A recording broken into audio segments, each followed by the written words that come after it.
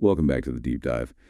Today, we're really getting into something fascinating, this idea that's been around forever, really across so many different traditions. The concept that our inner world, our thoughts, beliefs, even our imagination, that this is what actually creates our outer reality, our destiny. It's a fundamental shift in thinking, isn't it? Away from seeing ourselves as just reacting to the world. And yeah, for this deep dive, we're looking at it comparatively. We've got insights from classical yoga, from Advaita Vedanta, that non-dual philosophy, and interestingly from Neville Goddard, a 20th century mystic with a very practical angle. That is quite a range. You got these ancient paths aiming for, ultimate liberation, like Patanjali's Yoga Sutras and Vedanta's deep philosophical dives. Right. And then Neville Goddard, who sounds much more focused on using this power in everyday life. So what's the goal here? What are we trying to figure out by putting these three together? Well, the mission really is to pull out the core insights from each one on the specific idea how the inner shapes the outer. We want to see how they explain why it works, what the mechanism is according to them, and crucially, what's the point?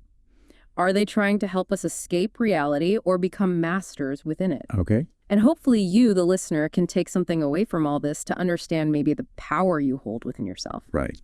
Okay, let's start unpacking that.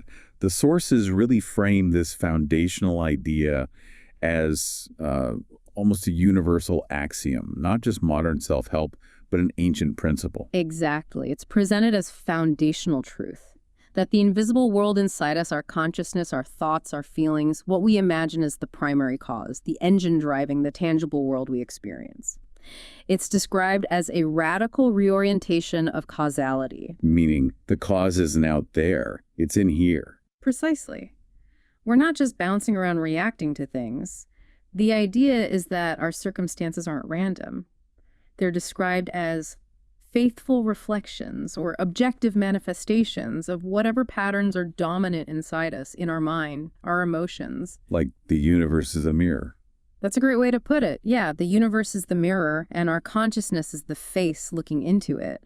What gets reflected back is what's already there inside. Wow. So that means everything, relationships, health, money, success, failure, it's all being called forth by the quality of our inner being. That's the core assertion, yes. It implies thoughts aren't just thoughts. They're seen as real forces, almost like energetic seeds you plant. And like any seed, they sprout. They grow into tangible results out here in the physical world. That's a huge shift in perspective. It puts the power, the starting point for any change, firmly inside the individual. It does, and that comes with, a lot of responsibility, doesn't it? If your inner state is the cause, then your circumstances don't really define you. They just show you what's going on inside. So changing your life isn't about fighting the outside world. No, it becomes an inside job. Cultivating the garden of your mind, as the source puts it. Okay, that lays out the basic principle. Yeah. But you mentioned connections to modern ideas. How does psychology or even physics tie into this? Do they back it up? It's really interesting. They don't necessarily prove the metaphysical claims, but they definitely offer frameworks that resonate. Psychology, for example, talks about the self-fulfilling prophecy. Right, where if you expect something to happen, you unconsciously act in ways that make it more likely. Exactly. If you believe you'll fail an interview, you might seem less confident, maybe prepare less thoroughly, and, you increase your chances of failing. The expectation shaped the behavior which influenced the outcome. It started internally. And confirmation bias, too. Yes. That tendency we have to notice and favor information that confirms what we already believe. If you think opportunities are scarce, you'll probably notice all the evidence for that and overlook signs of abundance. Your inner belief filters your perception of reality. So it's not just attracting things, but also how we literally see the world. Precisely.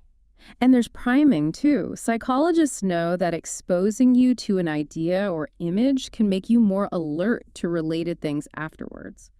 So maybe visualization isn't magically bending reality, but it could be priming your brain to spot opportunities related to your goal. It directs your attention.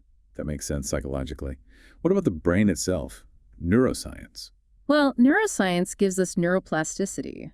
The amazing fact that our brains can physically change based on our experiences, thoughts, and emotions. We can literally rewire ourselves. So if you constantly focus on anxiety, you're not just feeling anxious. You might actually be strengthening the neural pathways for anxiety, making it easier to feel anxious in the future. That's the implication, yes. It provides a biological basis for how sustained mental states can create lasting changes in the organ we use to perceive reality. It's a physical echo of that ancient principle.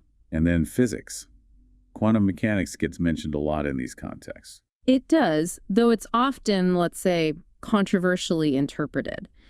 The observer effect is the famous one. The idea that just observing a quantum particle seems to influence its behavior. Which some people take to mean consciousness creates reality. Well, that's a big leap, and most physicists wouldn't go there. But it did make some thinkers, even physicists like Max Planck, one of the founders of quantum theory, question the relationship between consciousness and matter. He had that powerful quote, "I regard consciousness as fundamental. I regard matter as derivative from consciousness. We cannot get behind consciousness." Wow. From a physicist, that sounds almost Vedantic. It does, doesn't it? So, again, these modern ideas don't prove the spiritual claims, but they show the core concept, mind influencing or even creating reality, isn't just ancient mysticism. It resonates in psychology, neuroscience, and maybe even physics. Okay, great foundation. Let's dive into the first tradition, classical yoga, from Patanjali's Yoga Sutras. Now, their take on thought and destiny seems, well, almost negative, like thought is the problem. That's exactly right. For classical yoga, the very nature of the mind, the chitta, is the problem. Its nature is constant movement, these fluctuations called vrittis. And the second sutra nails it. Yoga Shipavti Nirodha. Yoga is the cessation of the mind's movements. The foundational definition. And vrittis are everything the mind does: perception, reasoning, memory, imagination, even sleep. They're the whirlpools, the constant mental chatter. So just thinking is bad. It's not the thinking itself, but our relationship to it.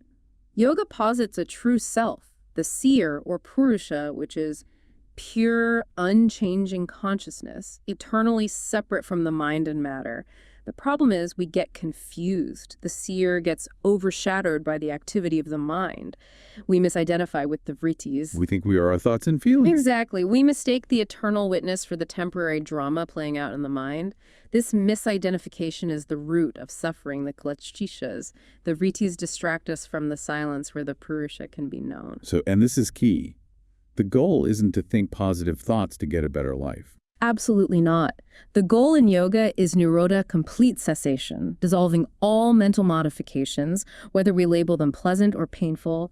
The aim is total stillness. Only then can the seer rest in its own true nature, free from the mind. Any thought keeps us tangled. Okay, so the mind's activity is the problem. But how does yoga say this mind activity creates destiny? It sounds deeper than just conscious thoughts, right? Yes, much deeper. Destiny, in this view, isn't created moment by conscious thought. It unfolds from a pre-existing karmic blueprint. Our conscious thoughts, the vrittis, are often just symptoms of these deeper patterns. This is the cycle. Karma, samskara, vasana, vritti. Sounds very systematic. It is presented as a precise cycle. It starts with karma action. Any action, physical, verbal, or mental, leaves a subtle imprint on the mind stuff, the chitta. And that imprint is the samskara. Yes. Think of it like a groove or a latent impression. The source calls them dynamic forces, storing the residue of past experiences. Repeat an action or thought, the groove gets deeper. These build up to form our character, our tendencies. Okay, so samskaras are stored potential energy from the past. Pretty much. And collections of related samskaras give rise to vasanas. Vasana means something like fragrance or dwelling. It's a latent tendency, an inclination, a deep-seated desire or aversion stemming from those samskaras. So samskaras are the deep imprints. Vasanas are the specific tendencies like cravings or fears. Exactly.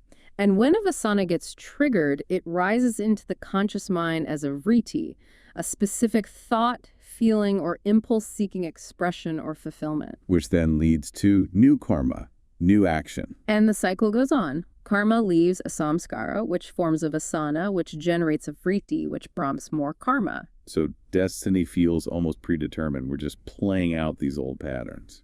From this perspective, yes, to a large extent. Our present and future are shaped by the samskaras and vasanas we carry. We're bound by past momentum, recreating patterns because our conscious thoughts, vritis, are just the flowering of seeds planted long ago. Which explains why yoga isn't about superficial changes. Just thinking differently won't work if the roots are still there. Precisely. Trying to change the vritis alone is like trimming weeds. Liberation, kaivalya, requires pulling them out by the roots, dismantling the whole karmic engine. And the method is nirodha, restraining the mind. Yes. Through practices like meditation, dhyana, and cultivating dispassion, vairagya, by observing the vritis without getting caught up, without identifying with them, the yogi gradually weakens the underlying vasanas. The ultimate goal being to fry the samskara seeds. That's the term used, yes. In the highest states of meditation, samadhi, pure awareness is said to burn up these latent impressions, break the cycle. No more samskaras means no more vasanas, no compelling vritis, no more pattern-driven karma. And the seer is finally free, abiding in its own nature. That's yogic liberation. So thought, vritti, is a symptom of bondage. The goal is freedom from destiny creation, not mastering it for worldly stuff. Okay. A very different perspective. Now let's shift to Advaita Vedanta, still ancient India, but a radically different philosophy. Here the world itself is seen as maya, illusion. Yes, Advaita is strictly non-dual. Its core teaching is that the only ultimate reality is Brahman, infinite, unchanging, indivisible consciousness. Advaita means non-secondness. There's nothing truly real apart from Brahman. So this whole world of separate things and people, that's maya. Maya is the power or veil that makes the one appear as many. It obscures Brahman. It's not that the world is a total hallucination, but it's not ultimately real like Brahman is. It's an appearance. The rope and the snake analogy comes up here, right? The classic example. You see a rope in dim light, mistake it for a snake. The snake, Maya, the illusion, seems real. Your fear is real, but the snake only exists because of the rope, Brahman, the reality. Turn on the light knowledge. You see the rope. The snake vanishes.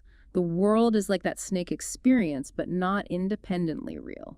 Dependent on Brahman. And maya is called anirvachanya, indefinable. Exactly. Because it's neither totally real nor totally unreal. You experience it, but it disappears with knowledge. It's this power that creates the appearance of separation. Okay, if the world is maya, what's thought's role in Vedanta? Thought doesn't create the ultimate reality, Brahman. Instead, thought is seen as the primary tool, the weaver, that creates and sustains the illusion of separation. The mind, manas, and intellect, buddhi, are instruments of maya, spinning the veil of ignorance, avidya. And again, like yoga, the core error is misidentification. False, the fundamental mistake. Pure consciousness, Atman, which is identical to Brahman, wrongly identifies with the limited body-mind. This gives rise to the ego, Amkara, the eye-maker, and the feeling of being a separate individual soul, jiva, finite and bound. And our constant thinking keeps this illusion going. Absolutely. Ramana Maharshi put it beautifully. The mind, turned outwards, results in thoughts and objects. Turned inwards, it becomes itself the self, God. When the mind looks outward, it names, categorizes, divides reality, creating the dualistic world of subject-object and not me. Mental activity is the fabric of Maya. So all our thoughts, desires, fears, judgments, they're actively reinforcing the ego's sense of being separate and limited. That's the idea. The world appears separate because the mind projects separation onto the non-dual background of Brahman. Thought is the veil. It superimposes falseness, like the snake thought obscures the rope. Fascinating. So thought perpetuates the illusion? How do you get free then, if thinking is the veil? In Vedanta, bondage isn't primarily about past actions, karma, but ignorance, avidya, not knowing your true nature. So liberation, moksha, comes exclusively through knowledge, jnana, realizing your identity with Brahman. Not quieting the mind, but seeing the truth. Seeing the truth is the key. Meditation helps prepare the mind, but knowledge is the direct cause. The main tool is viveka, sharp, unwavering discernment. Atma, anatma, viveka.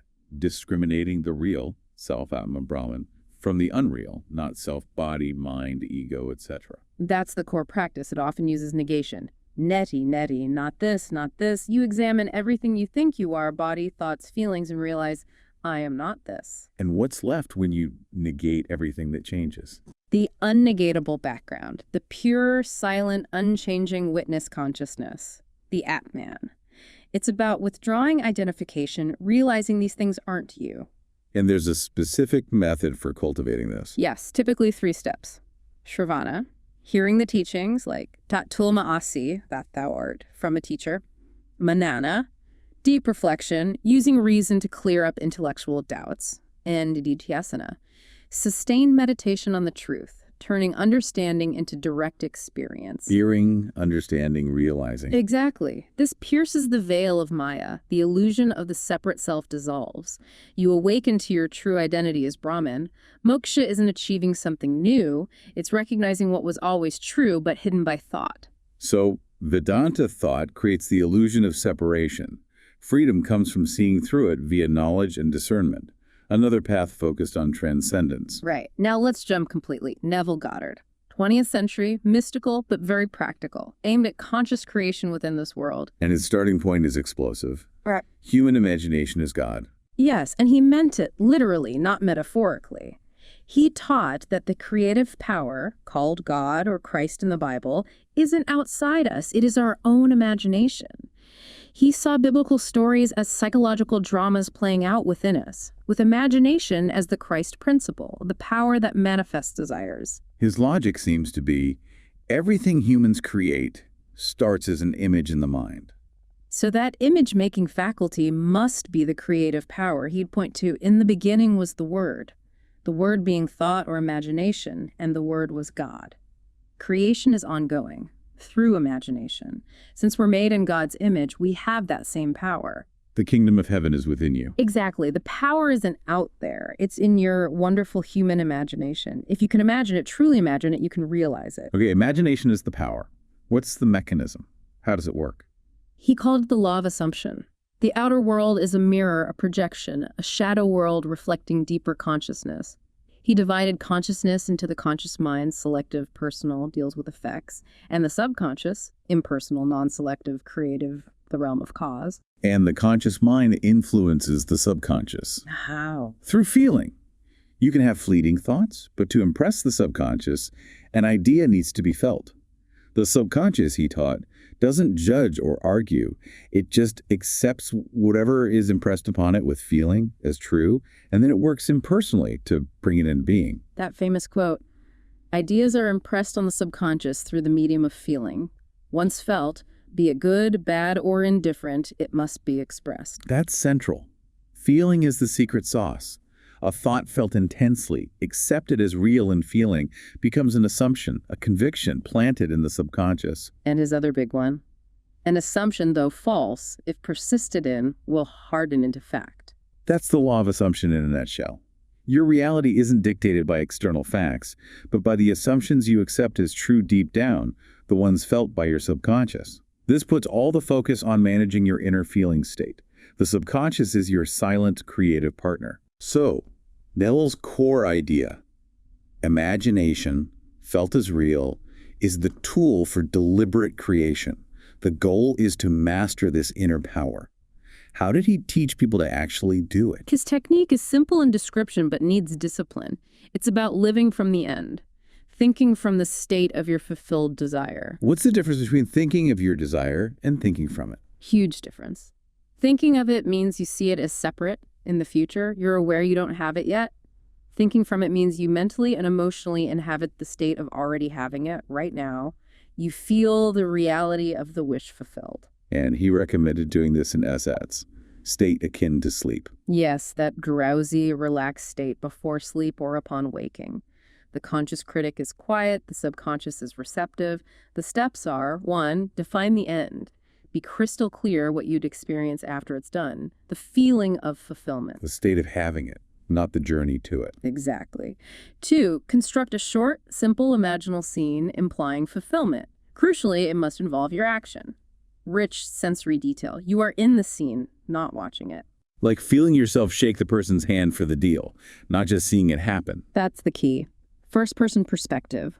3rd, and most vital, assume the feeling. Enter the scene in imagination and feel the emotions and sensations as if it's real, happening now.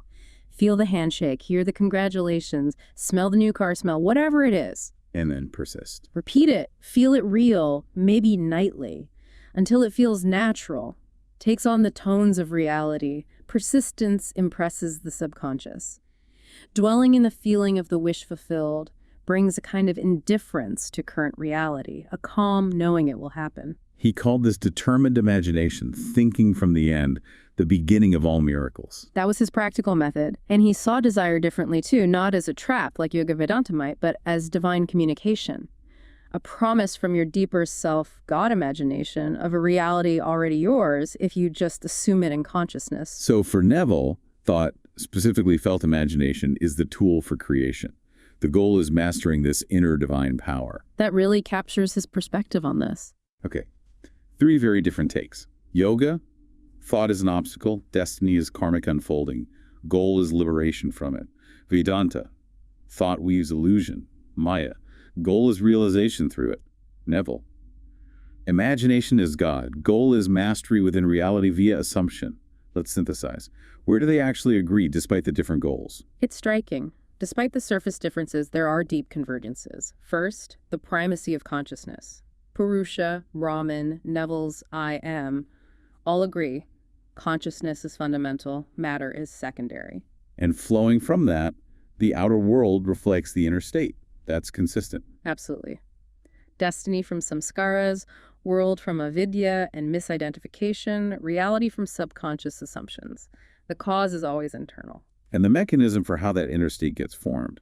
Yoga's samskaras from repeated action thought sounds a lot like Neville's impressing the subconscious with feeling-toned ideas. There's a definite parallel. Both describe how repeated interactivity creates a powerful blueprint that governs outer experience. Samskaras, subconscious beliefs, they're the invisible architects. And finally, they all demand mastery over the untrained, automatic mind. Yes, that's crucial. Yoga requires restraining vriddhis. Vedanta needs sharp viveka against ego. Neville demands disciplined imagination, thinking from the end. All require moving from mechanical reaction to conscious, intentional awareness. Okay, consciousness is primary, inner creates outer, similar in inner blueprint mechanisms, need for inner mastery. But the huge divergence, what's the point? Escape the game or master it? That's the fundamental split. Yoga and Advaita Vedanta are paths of transcendence. The goal is moksha or kaivalya, freedom from the cycle of suffering, samsara. The world is ultimately bondage or illusion. Desire is a chain. The liberated person is desireless beyond karma. Goal. Wake up from the dream. Whereas Neville's about conscious creation. Exactly. While he acknowledges a deeper spiritual awakening, the promise, his practical focus is on using the law to deliberately shape this life, get the job, the health, the relationship. The world is a divine studio. Desire isn't a trap, it's a divine signal. Goal. Master the law, embody desires fulfilled, become a master player within the game. That source quote sums it up. Advaita, to know who I am and be at peace, and Neville to give me a purpose. To play this game of life using manifestation powers and enjoy it. Perfectly highlights the difference. End the game versus master the game. Can these be reconciled? Can you do both? Well, some people try. One way to look at it is through Vedanta's types of karma. Prarabdha karma is the heavy stuff already unfolding, hard to change. Kriyamana karma is what you're creating now, shaping the future. So maybe Neville's techniques work on the Kriyamana level. That's one possible interpretation. His methods let you consciously shape future experiences, navigate the dream of Maya more skillfully. Maybe mastering creation within the dream isn't opposed to awakening, but could even be a path toward it. Like a type of karma yoga where the action is disciplined imagination. Could be seen that way.